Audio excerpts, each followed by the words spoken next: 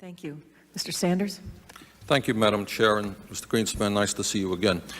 Mr. Greenspan, I have long been concerned that you are way out of touch with the needs of the middle class and working families of our country, that you see your major function in your position as the need to represent the wealthy and large corporations. And I must tell you that your testimony today only confirms all of my suspicions, and I urge you, and I mean this seriously, because you're an honest person. I think you just don't know what's going on in the real world.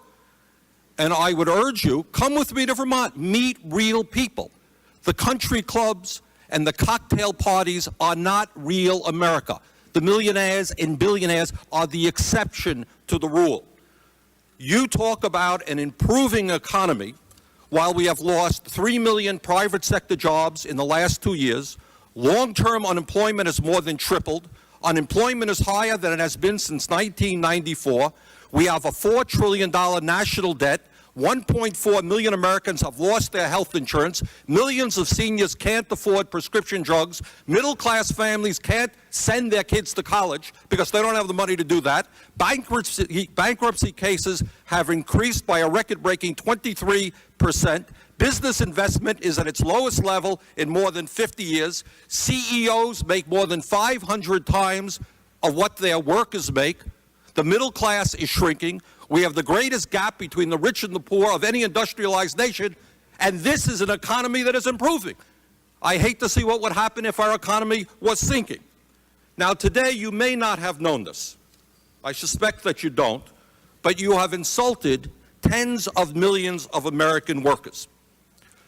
You have defended over the years, among other things, the abolition of the minimum wage, one of your policies, and giving huge tax breaks to billionaires. But today you reached a new low, I think, by suggesting that manufacturing in America doesn't matter. It doesn't matter where the product is produced. We lost 2 million manufacturing jobs in the last 2 years alone, 10% of our workforce. Walmart has replaced General Motors as the major employer in America, paying people starvation wages rather than living wages, and all of that does not matter to you. Doesn't matter. If it's produced in China, where workers are making 30 cents an hour, or produced in Vermont, where workers can make 20 bucks an hour, it doesn't matter. You have told the American people that you support a trade policy which is selling them out, only working for the CEOs who can take our plants to China, Mexico, and India. You insulted Mr. Castle. Mr. Castle, a few moments ago, a good Republican, told you that we're seeing not only the decline of manufacturing jobs, but white-collar information technology jobs.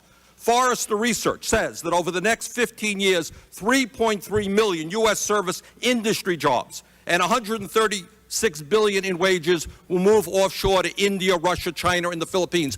Does any of this matter to you? Do you give one whit of concern to the middle class and working families of this country? That's my question. Congressman, we have the highest standard of living in the world. No, we do not. You go to Scandinavia and you will find that people have a much higher standard of living in terms of education, health care, and decent paying jobs. Wrong, Mr. Greenspan. May I answer your question? You sure may. Thank you. For a major industrial country, we have created the most advanced technologies, the highest standard of living for a country of our size. Our economic growth is crucial to us. The incomes, the purchasing power of our employees, our workers, our people are by far more important than what it is we produce. I submit to you that, may I?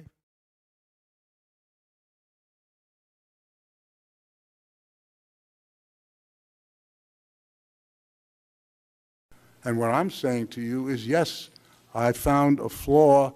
I don't know how significant or permanent it is, but I've been very distressed by that fact. But if I may I just finish an answer to the question previously? You found a flaw in the reality? A flaw in the model that I perceived is the critical functioning structure that defines how the world works, so to speak. In other words, you found that your view of the world, your ideology was not right. It was not working. Precisely. No, that's precisely the reason I was shocked, because I had been going for 40 years or more with very considerable evidence that it was working exceptionally well.